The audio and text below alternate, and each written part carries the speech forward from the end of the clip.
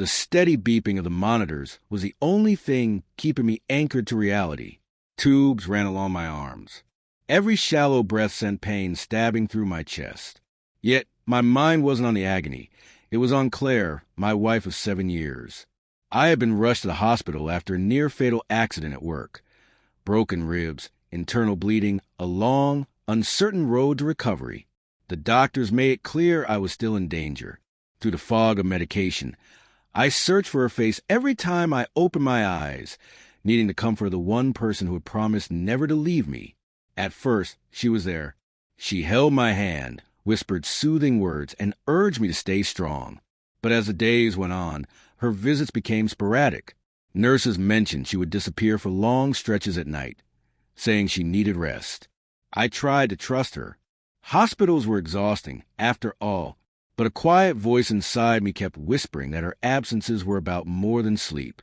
And then came the moment that shattered me completely. A close friend, visiting late one night, saw her leave the hospital parking lot, not alone, but climbing into another man's car. They drove off without a second thought, while I lay inside, fighting for every breath. The truth struck harder than the accident itself.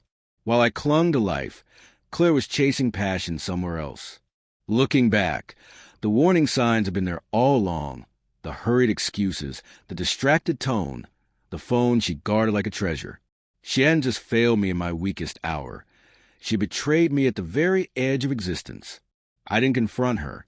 Instead, I lay still, conserving my strength, because as my body healed, a cold, sharp resolve grew inside me. If she thought my injury made me blind to her lies, she was wrong. The next morning, Claire walked into my room wearing a smile that didn't reach her eyes. She set a bouquet on the bedside table, kissed my forehead, and asked how I was feeling. I played along, my voice soft, hiding the storm inside. Every word she spoke sounded hollow, rehearsed, as if she had memorized lines from a play she no longer believed in. Later, a nurse who had seen more than she let on leaned close as she checked my four. "You deserve someone who's really here for you," she whispered. The words confirmed my worst fears.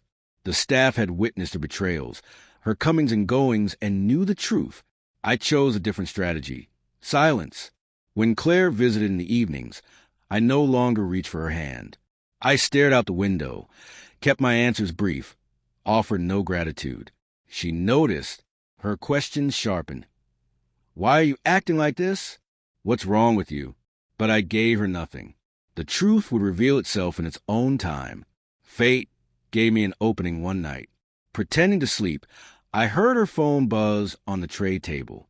She'd forgotten to silence it. A message lit up the screen. "I'm outside. Don't keep me waiting."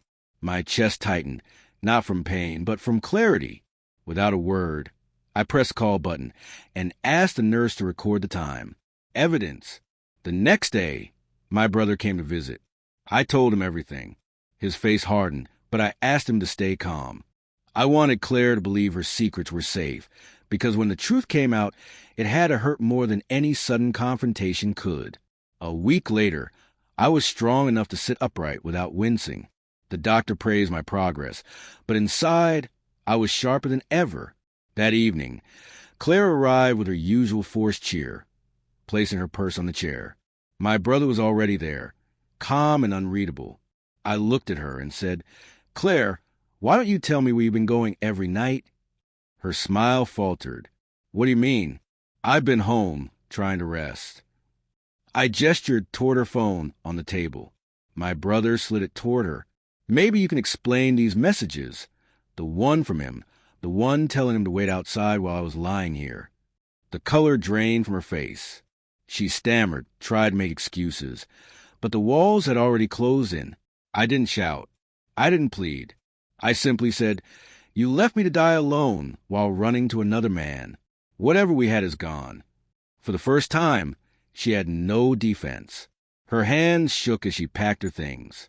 Realizing performance was over, she left in silence, the door shutting behind her like the final nail in a coffin. The divorce that followed was swift, with evidence from a hospital staff, the messages, and her own carelessness. The court ruled in my favor. She tried to garner sympathy, painting herself as overwhelmed and confused, but her betrayal was too blatant. She walked away with nothing but regret. As for me, I left the hospital with more than a healed body.